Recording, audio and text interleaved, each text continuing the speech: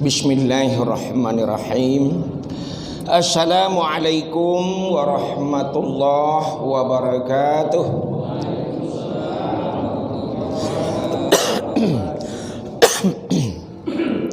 Alhamdulillah nahmaduhu wa nasta'inuhu wa nastaghfiruhu wa na'udzu billahi min shururi anfusina wa min sayyiati a'malina. May yahdihillahu fala mudilla lahu wa may yudlilhu fala hadiyalah.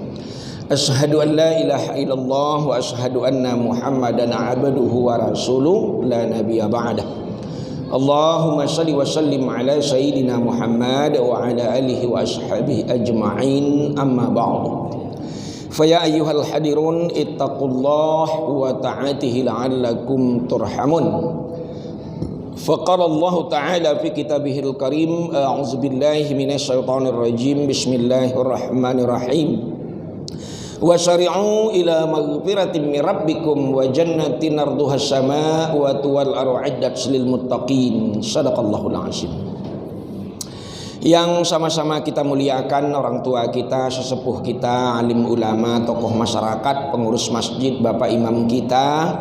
Yang saya hormati bapak-bapak, ibu-ibu, jamaah salat maghrib Masjid Al-Mujahidin yang dirahmati Allah, hadirin wal hadirat rahimakumullah. Saudaraku jamaah yang dirahmati Allah, marilah kita senantiasa dengan tidak jemu-jemunya selalu bersyukur kepada Allah Subhanahu wa taala, syukur yang sedalam-dalamnya dan yang setinggi-tingginya. Bersyukur kita kepada Allah atas limpahan rahmat dan karunia-Nya jua sampai malam ini kita masih diberikan kesehatan, kesempatan sehingga kita masih bisa hadir ke masjid kita ini dalam rangka beribadah, melaksanakan sholat maghrib secara berjamaah. Kita lanjutkan sejenak beriktikaf sambil mengulang-ulang kaji agar kita dapat saling ingat mengingatkan supaya kita selalu dalam bertakwa kepada Allah Subhanahu wa taala. Seiring dengan itu pula marilah selalu kita ikhlaskan hati kita, kita ringankan bibir kita, kita tuluskan niat kita dengan selalu mengumandangkan salawat dan salam yang kita niatkan untuk arwah Nabi kita, yaitu Nabi Muhammad sallallahu alaihi wasallam, dengan ucapan Allahumma shalli ala Muhammad wa ala ali sayyidina Muhammad. Mudah-mudahan dengan selalunya kita bersalawat kepada beliau, insyaallah di yaumil qiyamah nanti kita mendapatkan syafaat dari Rasulullah sallallahu alaihi wasallam. Amin ya rabbal alamin. Bapak Ibu, saudaraku jamaah yang dirahmati Allah, hari ini kita berada di bulan Rajab, hari yang ke-8. Bulan Rajab ini salah satu bulan yang mulia dan dimuliakan oleh Allah. Dalam Al-Quranul Karim dijelaskan di surat At-Taubah ayat 36. Bunyi ayatnya Bismillahirrahmanirrahim. Inna iddatas syuhuri 'indallahi 12 syahran fi kitabillah yauma khalaqas samawati wal arda minha arba'atun hurum. Zalikad dinul qayyim fala tazlimu fihinna anfusikum. Artinya sesungguhnya Allah menyediakan bulan dalam satu tahun ada 12 bulan. Itu ketetapan Allah ketika Ia menciptakan langit dan bumi. 4 di antaranya bulan haram, maka janganlah kalian menzolimi diri pada bulan itu. Itulah petunjuk Allah, agama yang lurus. Jadi ada 4 bulannya Pak, bulan haram itu. Masalah bulannya ini ada perbedaan pendapat para ulama. Sebagian ulama mengatakan bulan Rajab, bulan Sya'ban, bulan Zulqa'dah, bulan Zulhijjah. Sebagian ulama mengatakan bulan Rajab, bulan Sya'ban, bulan Muharram dan Zulhijjah. Kok Ramadan gak masuk Ustaz? Ramadan tersendiri mulianya. Disebut Sayyidus Syam, penghulu sekalian bulan. Ada yang mengatakan kemuliaan bulan Ramadan di atas bulan-bulan yang lainnya seperti kemuliaan Allah di atas hamba-hambanya. Jadi yang 4 ini satu level dia. Yang kedua, kenapa disebut bulan haram? Karena bulan ini sangat mulia. Ibadah kita, doa kita ditunggu-tunggu oleh Allah. Pintu rahmat, pintu ampunan dibuka. Bahkan ada suatu malam nanti, malamnya malam Bara'ah namanya. Kalau di Rajab ini malam Bara'ah, kalau di Sa'ban nisfu Sa'ban, kalau di Muharram malam Asyura, kalau di Zulhijjah malam wukuf di Arafah. Ini malam hebat, pahala ibadah dinilai tinggi. Sampai ada yang mengatakan, cuman ada yang berpendapat hadisnya dhaif. Begini bunyinya, ma min ayyamin ahabu ilallah an ya'buda min ashril haram ya'dilu sawmi kulli yawmi min hasanati wa qiyama lailatin min qiyama lailatil qadri. Ada hari-hari di mana ibadah kita sangat disukai oleh Allah. Dia tambah-tambah pahalanya, ditingkatkannya pahalanya, yaitu pada hari-hari yang mulia. Itulah disebut malam Bara'ah tadi. Kalau kita berpuasa di siang harinya seperti puasa 1 tahun pahalanya. Kalau kita bersolat malam alias solat tahajud seperti solat di malam Lailatul Qadar. Cuman banyak yang berpendapat hadisnya dhaif, Pak. Tapi kalau saya berkeyakinan, kalau kita ikhlas puasa sunnah pasti pahalanya ada, ya Pak ya. Solat malam tahajud pasti mengangkat derajat kita, ya kan. Jadi tidak perlu kita hadisnya lagi. Solat malam sudah ada penjelasannya dalam Al-Quran, puasa sunnah sudah lazim dilakukan. Nah itu. Jadi janganlah kalian menganiaya diri atau menzolimi diri pada bulan ini, kata Allah. Kenapa demikian Allah ngomongnya? Itulah permasalahannya. Karena hari ini mulia, pahala ditinggikan, pahala ibadah kita dinaikkan pahalanya. Jadi kalau kita biarkan bulan ini berlalu begitu saja, sehingga tidak kita manfaatkan pintu rahmat terbuka, pintu ampunan terbuka, pahala ditinggikan, kita tidak meningkatkan ibadah, berlalulah begitu saja, sibuk kita dengan urusan duniawi kita saja. Itu artinya kita membiarkan diri kita hanyut ke dalam neraka. Dianggaplah kita menzolimi diri. Jadi memang benar kalau bisa kita semakin bertambahnya usia kita, semakin meningkat amal kita. Suai Pak? Suai ya Bu? Nah itu. Harusnya kan bertambah uban, bertambah amal, ya enggak? Ini kadang-kadang lah putih banyak, amal menurun. Cuman bukan jemaah sini. Kalau sini alhamdulillah. Jadi Bapak Ibu Saudaraku yang dirahmati Allah, ada lagi yang mengatakan dalam kitab saya baca, innar rajab wa syahrullah as-sa'ban wa syahri ar-ramadan wa syahri ummati. Sesungguhnya bulan Rajab itu bulannya Allah, bulan Sa'ban itu bulanku, kata Rasul. Bulan Ramadan bulan umatku. Kenapa disebut bulan Rajab ini bulan Allah? Nah, itulah tadi. Allah bergembira, Allah bersenang-senang, makanya dibuka pintu rahmat, makanya doa ditunggu-tunggu. Kenapa dia bersenang-senang? Kenapa dia bergembira? Karena beliau beberapa ribu tahun yang lalu dalam bulan Rajab itu dia kedatangan tamu. Peristiwa Isra Mi'raj.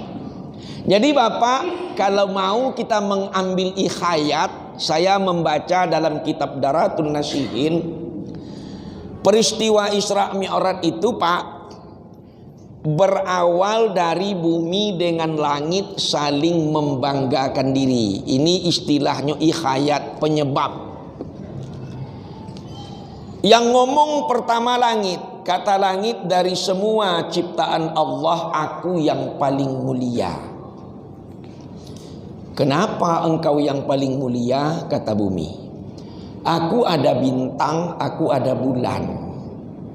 Kalau begitu aku lebih mulia, kata bumi. Aku ada gunung, aku ada danau, aku ada sungai, aku ada laut. Kalah, 4. Akhirnya langit ngomong lagi. Aku yang paling mulia, aku ada Baitul Ma'mur. Setiap Kamis malam Jumat malaikat tawaf sambil mengumandangkan selawat kepada Nabi. Ini yang kita ambil dalilnya itu di situ, innallaha wa malaikatahu yusalluna 'alan nabi. Sesungguhnya Allah berserta malaikat-malaikat itu selalu berselawat kepada Nabi. Dijawab kembali oleh bumi, kalau begitu akulah lebih mulia. Aku setiap hari tak pernah berhenti orang tawaf, katanya, di Masjidil Haram itu, katanya. Nah itu. Ini sekali seminggu, Kamis malam Jumat. Saya tiap hari, tiap jam pun tak pernah berhenti. Yang membuat aku lebih mulia itu tahu tidak kamu? Yang namanya bergema setiap Kamis malam Jumat itu, yang tertulis di pintu surga itu, kekasih Allah itu, makhluk termulia dunia wal akhirah itu, di mana? Di mana? Di mana? Di mana? Itu padaku, kata bumi. Langit merasa kalah, menangislah menghadap kepada Allah. Wahai Rabbi, hadirkan kekasihmu itu ke langit ini. Apa jawab Allah? Doa langit dikabulkan. Oke, siap, berbenahlah, hiaslah dulu langit nih. Itu. Jadi karena makhluk ini mulia dunia wal akhirah, kekasih Allah, satu-satunya yang bisa menemui Allah ke Sidratul Muntaha, dihias langit itu indah, bukan kepalang. Jadi mulai tanggal 1 Rajab, penafsiran para ulama, malaikat kerja tak berhenti lembur menghias langit. Tapi itu ikhayat. Kan langit tidak berpintu. Bagaimana kalau dibilang buka pintu langit, tidak mungkin, tidak ada yang sulit bagi Allah itu. Inilah yang dijadikan maknanya mulai tanggal 1 Rajab, rahmat itu dibuka, doa dinanti, ampunan pundi. Nah, itulah diiringi dengan ayat wasyari'u ila maghfiratin min rabbikum wa jannatin arduha samawati wal ardu uiddat lil muttaqin. Itu yang diambil dalilnya oleh para ulama. Bersegeralah kamu meminta ampun kepada Tuhanmu. Tuhan menyediakan sorga yang luasnya seluas langit dan bumi hanya untuk orang yang bertakwa. Jadi dibuka pintu ampunan itu sekarang. Tiap hari dibuka, cuman yang bulan Rajab langsung dia. Kalau memang kita minta ampun, kita harus mempunyai keyakinan bukan bulan Rajab saja minta ampun, tiap hari kalau bisa. Rasulullah dalam satu harinya 100 kali, ya Pak. Nah itu. Jadi ini sebuah ikhayat untuk melebih meyakini kita bahwa bulan Rajab itu mulia. Jadi sampai pada titik nanti malam peristiwa Isra Mi'raj itu, didatangkanlah Nabi Muhammad itu menemui Allah di Sidratul Muntaha. Itulah peristiwa yang terjadi di dalam bulan Rajab, salah satunya keistimewaan bulan Rajab.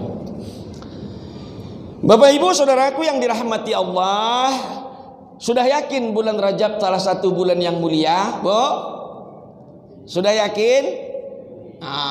Itu kalau lah yakin aman. Kalau begitu apa yang harus dilakukan Ustadz? Katanya bulan ini mulia. Tolong disimak ini. Nah hadis, karena kita tidak pandai bahasa Arab, kita yang lurus-lurus saja ya. Rasulullah mengatakan, in aradtumur rahmat waqtal mauti minal atasi wa khuruja ma'al iman wan najata minas syaitan fahtarimuhu hazihi suhur kullaha bi kasrati siyam wan nadama salafa minal asam wa zukuru kalikul asam tadkhulul jannata rabbikum bisalam. Ini hadis Pak, saya baca di kitab. Artinya, kalau kamu ingin matinya dirahmati oleh Allah, jadi ketika mati itu kita dalam rahmat Allah, pasti kita ingin keluar dari dunia ini dengan beriman, selamat dari godaan syaitan. Maka hormatilah bulan ini dengan memperbanyak puasa. Sudah pasti itu puasa sunnah Pak, karena tidak ada puasa wajib dalam Rajab kan.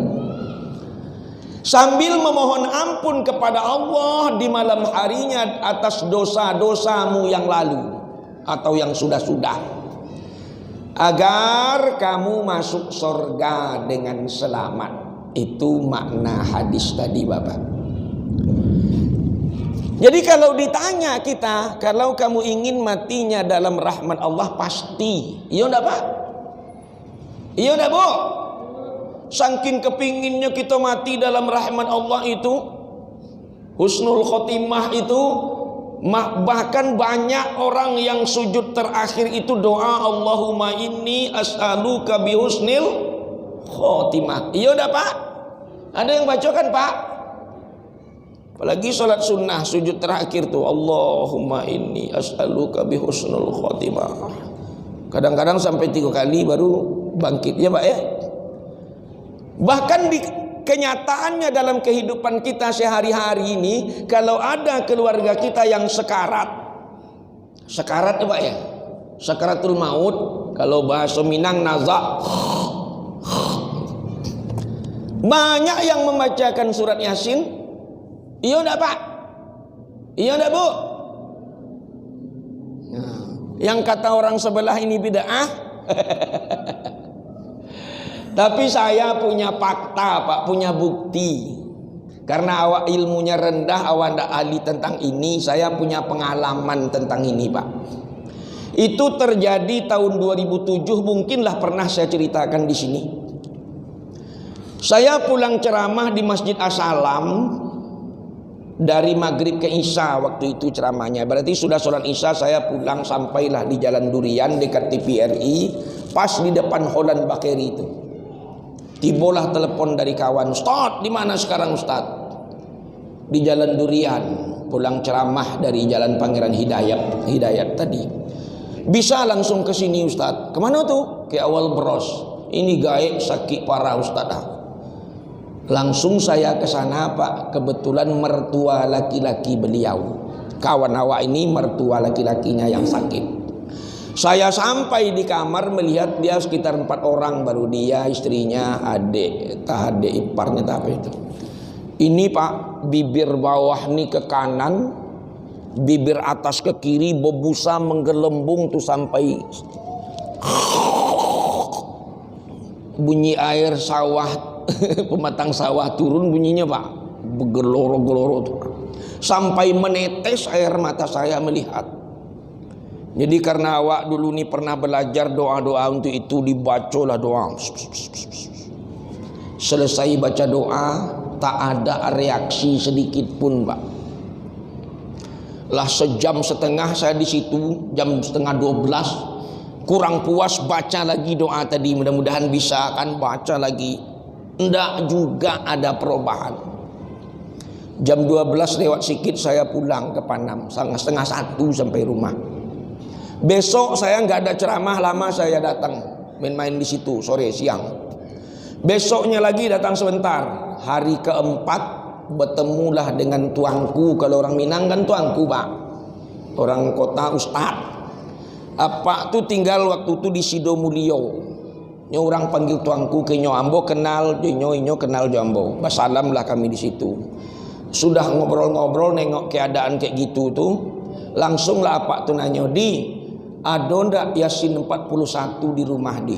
Ada tengku. Japui baanyo, jemput, berdualah kami menjemput. Di perjalanan kami ditelepon, disuruh fotokopi karena kita banyak biar bisa baca semuanya. Di fotokopilah depan Rio Pos itu 12 rangkap. 2007 kejadiannya. Singkat cerita, sampai di Awal Bros saya yang pimpin baca Yasinnya Pak. Dia Yasin 41 itu Pak, Yasin biasa tuh cuman pas Yasin tuh Yasin 7 kali baru wal Qur'anil Hakim. Tuh ada lagi ayatnya nanti tuh salamun qaulam mir rabbir rahim, salamun qaulam mir rahim, itu 13 kali kalau tidak salah tuh. Pokoknya 40 tambahannya, itulah kira-kira. Kita tidak menceritakan itu. Yang saya yang pimpin Yasin, tuanku itu yang pimpin doanya. 5 menit doa selesai, tenang, tidak ada lagi yang gelempar-gelempar tadi. Asli 5 menit. Menit ke-6, menit ke-7, menit ke-8 orang ngobrol-ngobrol aja, nggak ada lagi yang sikit-sikit aja nengok tuh duduk. Saya selalu nengok ke beliau yang sakit nih. Jadi dalam batin ini iko gaik lah kapai ko. Tapi ngomong ndak berani awak, beko nangis anak-anaknya semuanya. Apalagi ada tuanku yang senior, awak pula sok pandai beko. Ya kan? Orang lebih tinggi dari awak. Orang 12 tahun dipadepokkan, awak 2 tahun nggak bisa, kalah ilmu. Akhirnya dan tariklah keluar kawan dan tadi itu. Kau gaik lah kapai, kebisian lah. Begitulah aku nadanya ngomong, Pak. Apa bisian? Yang bisian ke situ pegang kakinya tuh, kalau lah dingin bisikkan Allahu, hantarkan ke panjangkan hukunya. Poilah kami masuk lagi ke dalam tuh, di luar ngomongnya tuh, di luar kamar tuh. Datang kawan ini, Allahu, nggak ada reaksi. Allahu, nggak ada. Biasa-biasa sajalah, begitu aja. Situlah sombong ambo keluar, Pak. Awak manusia, kok sombong, kok ndak tangguang dah. Minggirang, ndak putih kaji diang dah. Oh, aku bang minang. Ku bisikkanlah Allahu. Yo kan awak ada belajar syariat, torikat, hakikat, makrifat itu kan. Ialah bersaniat lah, bertorikat, berhakikat, bermakrifat lah di apon lah semuanya. Yang kedua disambut, yang ketiga berangkat. Nggak ada lagi kira apa-apa, tenang begitu aja udah. Oh, kalau menangis, kalau begini panggil dokter, digoyang, ditekan-tekan. Apa aku bilang dalam hati, lah pai gae, kau tekan-tekan julai. Cuman awak ndak berani ngomong, dokter ke dilawan, ya kan? Dia ahlinya ke cek urang. Tapi awak batin awak lah tahu gae lah pai. Bertekan-tekannya tuh, Pak. Ndak bisa, ada alat tuh yang dipegang 2 belah tangan, nyut ke dadonya itu kan, nyut gitu kan. Tapi nggak ada apa, nggak ada hidup, nggak ada apa-apa. Dalam hati dan lapai kayak dari tadi pompa aja lah dalam hati. Cuman awak nggak berani menjawab, dokter lah namanya kan. Lah akhirnya ditutup. Nah, jadi yang ingin kita ambil apa di sini? Membaca Yasin itu memang mengundang rahmat Allah turun. Kita baca ayatnya kok, ya kan? Wa iza quri'al Qur'an fastami'u lahu ansitu la'allakum turhamun. Kalau kamu baca Al-Qur'an, dengarkan dengan khusyuk, kamu akan mendapat rahmat. Mendengarkan saja dapat rahmat, apalagi membacanya. Jadi kita ingin keluarga kita mati dalam rahmat Allah, tentu kita baca Al-Quran. Suai, Pak. Jadi jangan ada lagi percaya dikatakan baca Al-Quran itu bid'ah. Namun kenapa Yasin? Ini keyakinan. Kenapa Yasin yang dibaca kok bukan kulhu, kok bukan yang lain ayat? Nah, karena menurut ilmu sebahagian ulama kita, Yasin itu hati Al-Quran. Jadi kalau mau ambil khodam sesuatu, hatinya yang disentuh. Kalau boleh kita berlogika kepada manusia, kita akan meminta kepada manusia, tentu hatinya yang disentuh. Boleh kita coba praktik tuh, Pak. Pang kepalanya, minta duit 10.000. Kurang ajarnya lah, sedang lampang nih, minta lebih tiren katanya kan gitu. Tapi kalau hatinya yang disentuh, Pak, belum makan dah Pak, 2 hari Pak, belum sarapan, bantulah Pak. Tersentuh hatinya, jangankan 10.000, 20.000 keluar. Iya enggak, Pak? Nah itu. Jadi begitu juga. Al-Quran itu khadam yang paling terbesar, mukjizat yang paling terbesar. Al-Quran itu bisa berubah peradaban dunia. Makanya Al-Quran itu dibaca untuk mengundang rahmat Allah. Jadi Bapak Ibu, kalau saya berpendapat ada yang mengatakan baca Yasin bid'ah, apa istilahnya Pak yang agak kasar Pak? Biarkan anjing menggonggong, kapilah tetap berlalu. Ya kan? Suai semuanya. Matikan nih berang kok ceramah kok. Lanjut. Yang kedua, keluar dari dunia dengan beriman. Sudah pasti kita kepingin keluar dari dunia dengan beriman. Ayatnya aja Pak, ya ayyuhallazina amanu taqullaha ittaqullaha haqqa tuqatih wa la tamutunna illa wa antum. Jangan dulu kamu mati, kata Allah. kalau tidak dalam keadaan. Nah ini Bapak Ibu Saudaraku yang dirahmati Allah. Makanya saking kita kepinginnya keluar dari dunia dengan beriman tuh, kita bisikkan tuh la ilaha illallah. Itu bukan ta'adu Pak, cuman banyak yang mengatakan bukan hadis. Tapi saya di kitab membaca likinu mautakum la ilaha illallah. Talkinkan kepada orang mau mati itu la ilaha illallah. Karena man mata la ilaha illallah dakhalul jannah. Barang siapa yang matinya terbaca la ilaha illallah, maka ia masuk surga. Cuman persoalannya bisa terbaca atau tidak mau mati itu ini.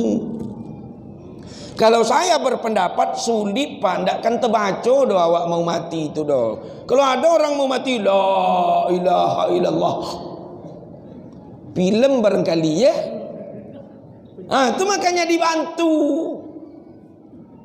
Jadi kami menerjemahkannya itu man mata la ilaha illallah dakhalul jannah tuh, barang siapa yang matinya banyak pahala menyebut la ilaha illallah, maka ia masuk surga. Ini. Jadi selagi sehat ini banyak-banyak baca Pak. Suai.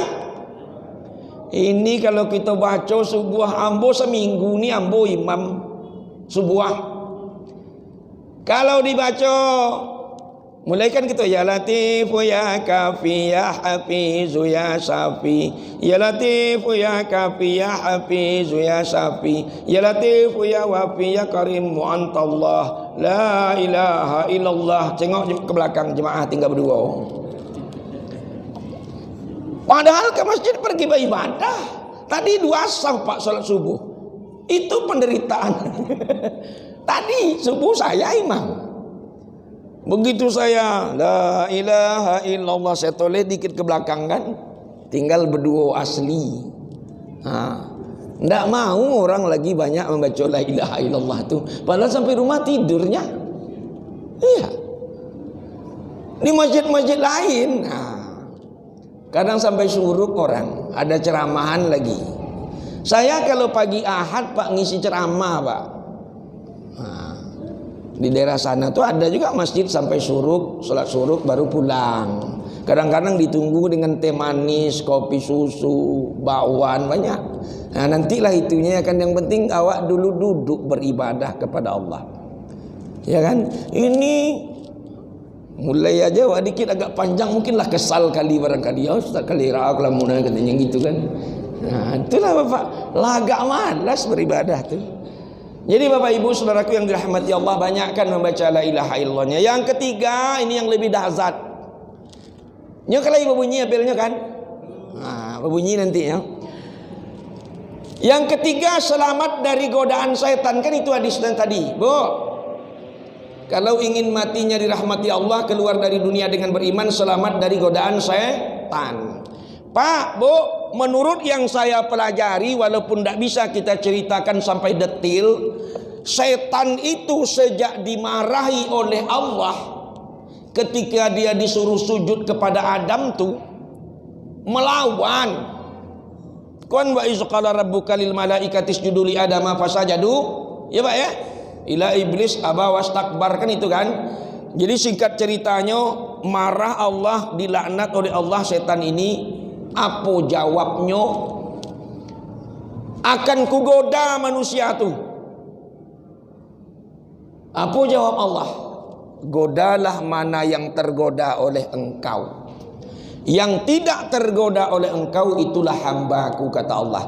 Jadi kita ini Pak, menurut yang saya pelajari, mulai dari ayunan bayi itu sampai detik-detik sakaratul maut, diusahakan setan menjerumuskan kita, digoda kita bertubi-tubi. Jadi ketika sakaratul maut itu nanti, kita seringan-ringannya ujian nanti, Bu, haus yang tidak tertahankan.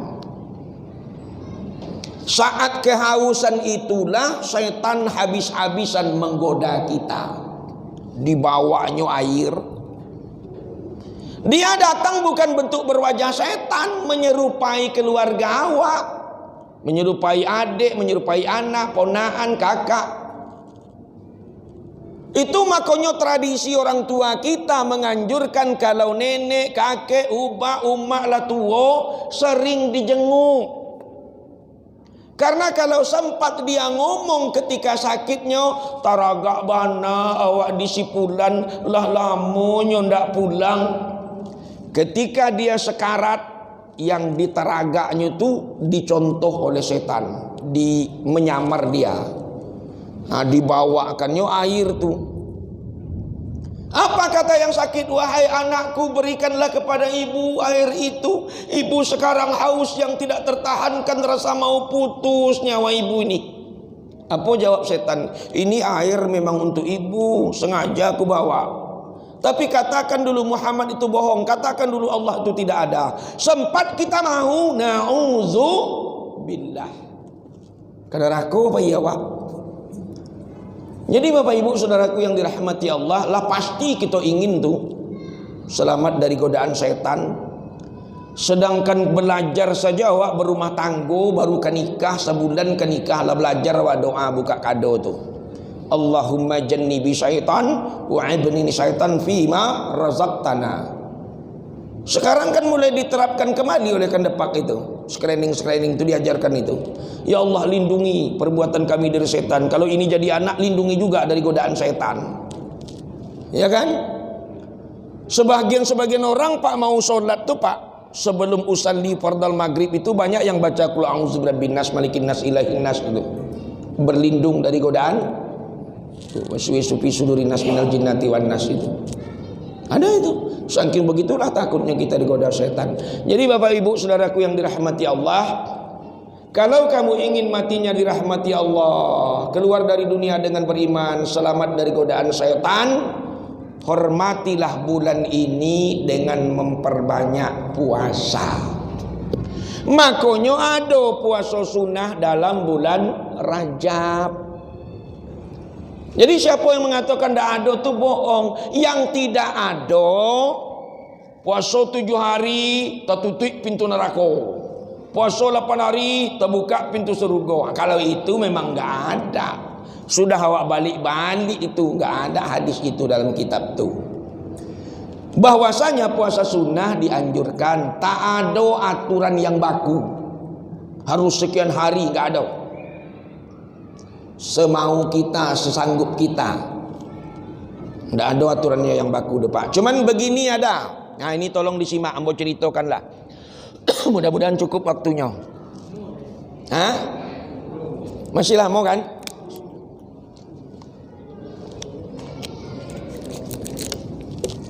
Begini riwayatnya Pak, riwayat Sauban. Pada suatu hari Rasulullah SAW berjalan-jalan, mengadakan perjalanan dengan beberapa orang sahabat. Di perjalanan beliau bertemu pekuburan. Sampai di pekuburan, Allah Subhanahu wa Ta'ala memperdengarkan kepada Nabi jeritan orang yang sedang disiksa di alam kubur. Namun Nabi saja yang mendengar, sahabat lain tak mendengar. Inilah kekuasaan Allah. Saking histerisnya jerit orang di alam barzah ini, Nabi bersimpuh, berdoa, menangis.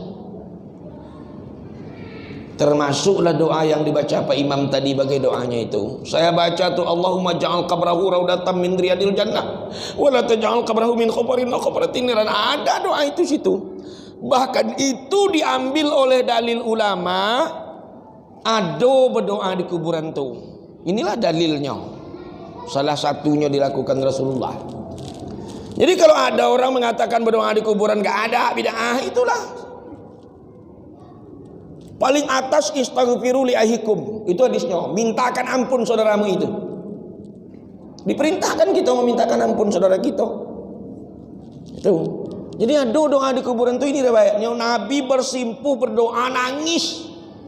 Selesai Nabi berdoa, sahabat langsung nanya, "Ya Rasulullah, kenapa engkau menangis? Siapa yang engkau doakan?" Nabi menjawab sambil nunjuk salah satu pekuburan itu. Kata Nabi, orang yang dalam kubur ini tadi itu sedang disiksa oleh malaikat-malaikat Allah. Makanya aku memohon ampun kepada Allah untuk beliau. Sekarang siksanya sudah diberhentikan. Orang Nabi yang minta, tentu dikabulkan Allah. Nah, disitulah Nabi nyambung omongannya. Andailah orang ini berpuasa agak sehari di bulan Rajab dan sholat malam agak semalam di bulan Rajab, maka dia tidak akan disiksa sebagaimana keadaan saat ini. Mendengar ucapan Rasulullah ini, Pak, keenam-enamnya sahabat itu protes. Yang jadi juru bicara Sauban, ya Rasulullah, masa puasa satu hari saja, sholat malam satu malam saja bisa terbebas dari azab kubur? Kalau di hadis itu ajanya Pak, kalau di kitab. Cuman ambo membayangkan lama banget Rasul. Rajabnya dan puasa sehari soba. Ramadan tak perlu lah kan itu kalau bahasa awak itu kan. Enak. Kalau ambo yang menerjemahkan. Jadi jawab Rasulullah itu yang perlu kita simak. Kalau enggak salah pengertian apa? Apa jawab Rasul? Ya Sauban, demi Allah zat yang mengutus aku menjadi nabi. Itu awal katanya. Sungguh siapa yang beriman kepada Allah, beriman dulu, menjaga sholat wajibnya 5 waktu sehari semalam, berpuasa dia di Ramadan, berzakat dia ketika berzakat, diharamkannya yang diharamkan oleh Allah, dihalalkannya yang dihalalkan oleh Allah, berpuasa dia agak sehari di bulan Rajab dan tidak tidur dia satu malam di bulan Rajab karena sholat malam, maka Allah tidak akan membiarkannya tersiksa di alam kuburnya. Jadi karena jawaban Rasul tadi, kalau di saya masuk di akal, ya enggak Pak? Beriman, ya kan Pak?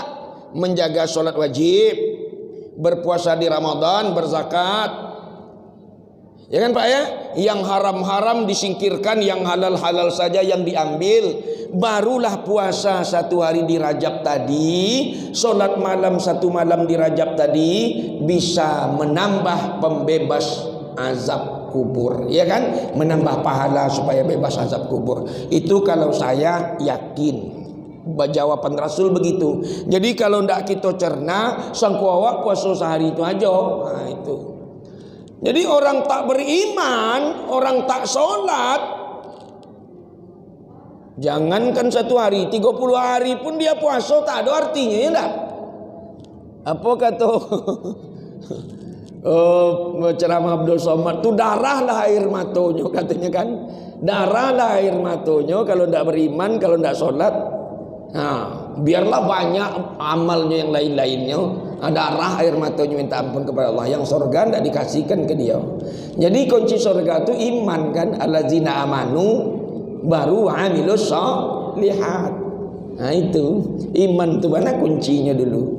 Jadi Bapak Ibu saudaraku yang dirahmati Allah, ini yang perlu. Jadi kesimpulan kita, datangnya bulan Rajab, bulan yang mulia ini, usahakan dapat puasa sunnah, usahakan dapat sholat malam.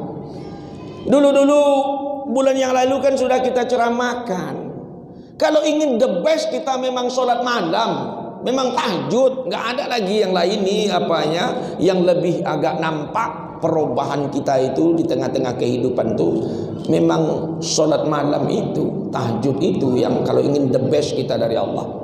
Bahkan kalau kita mau berkusuk-kusuk, meninggalkan larangan, mengerjakan yang diperintah, enggak lama-lama terbukti, ya, enggak lama-lama terbukti. Cuman disinilah letaknya, kadang-kadang kita ada, kadang-kadang tidak.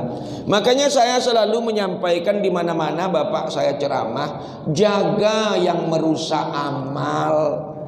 Kita terlalu banyak yang merusak amal kita. Ibu selalu saya contohkan yang paling gampang. Iya, malam tahajud 10 rakaat, saya bilang begitu. Panjang doanya, panjang zikirnya, berbusa-busa mulutnya, Rabbana, Rabbana, Rabbana. Tapi pagi nampak kawannya beli cabai 2 on setengah. Di mana beli cabai kak? Kedai sepulan tu ha. Berapa kilo? 60 Dan temu ke banci dan belanja sinan mahabana, nandak kayu capek, patang di pasar sampai puluh aja. Benci dan dinyo. Nah, jadi yang 10 rakaat tadi malam, paginya hilang. Ini persoalan kita tuh, ya kan? Apalagi dipancing kejengkelan kita tuh pak. Lah ustaz awak bukan dak jengkel, awak dibilang agama musuh Pancasila, jengkel, ya kan pak ya? Tapi gimana? Nah, inilah perusahaan amal kita, dipancing berusaha amal kita tuh. Saya kemarin sempat ketawa, ada berita di TV pas saya sedang nonton, kalau berenang mandi orang perempuan di kolam renang bisa hamil. Jadi gimana pula sperma itu kencang lah lari sperma itu dalam air, lebih kayak ikan dia tuh. Lagi pula siapa yang buang sperma dalam air ke mandi itu? Alah gilo-gilo kali jadi penjabat gitu. Ya Allah, aku bilang Allah banyak yang fasik umat ini sekarang, aku bilang gitu. Pikirnya bodoh lah umat ini semua ini. Inilah maka datang corona atau barangkali pak ya. Kalau kita larikan ke ayat kan ada tuh mamim musibatin bima kasabat aydin nas, ya kan? Tidak satu pun musibah yang ditimpa oleh kita melainkan karena kesalahan manusia itu sendiri. Jadi Bapak Ibu saudaraku yang dirahmati Allah, lah yang kedua, karena ini bulannya mulia ya Bu Pak ya, kita meningkatkan puasa sunnah yang biasanya Senin Kamis, besok tambah lagi, sesuai? Tahajud kita tingkatkan, doa-doa di dalam sholat juga tingkatkan. Jadi Bapak Ibu, selama ini saya nggak berani menceramahkan doa di ujung tahiyat itu, kan ada tuh di kami tuh. Kalau kita sulit sholatnya khusyuk, tutup dengan doa setelah fil alamina innaka hamidum majid, Allahumma ghafirli ma qaddamtu ma a'lantu. Lah bunyi belnya. Jadi itu kan ada Allahumma ya muqallibal qulub sabbit qalbi ala dinika wa ala ta'atika subhanaka inni kuntum minaz zalimin, baru salam, assalamualaikum warahmatullah, assalamualaikum warahmatullah. Nah, yang semacam lagi itu hadisnya 3, ada nomor-nomor hadisnya. Salah satu nomornya nomor 101093 yang begini: apabila salah seorang di antara kamu, kata Rasulullah, selesai bertasahud akhir sebelum salam, minta perlindungan kepada Allah dari 4 azab. Sahih itu Pak. Bunyinya Allahumma inni a'udzubika min azabi jahannam wa min azabil qabri wa min fitnatil hayat wal mamat wa min fitnati masihid dajjal la ilaha illa anta subhanaka inni kuntu minaz zalimin. 3 hadisnya Pak, lengkap rawinya semuanya itu. Jadi memang ada kita tasahud akhir itu sebelum salam dianjurkan meminta atau berdoa kepada Allah Subhanahu wa taala. Salah satu peningkatan kualitas daripada ibadah awak Pak. Itu saja barangkali ceramah kita malam ini, mudah-mudahan dapat kita amalkan dalam kehidupan. Ambo minta maaf, bukan ngajarin, ngingatkan saja, ngulang-ngulang kaji lamo namanya, ibu ya. Kita sudahi dengan wabillahi taufik wal hidayah. Assalamualaikum warahmatullahi wabarakatuh.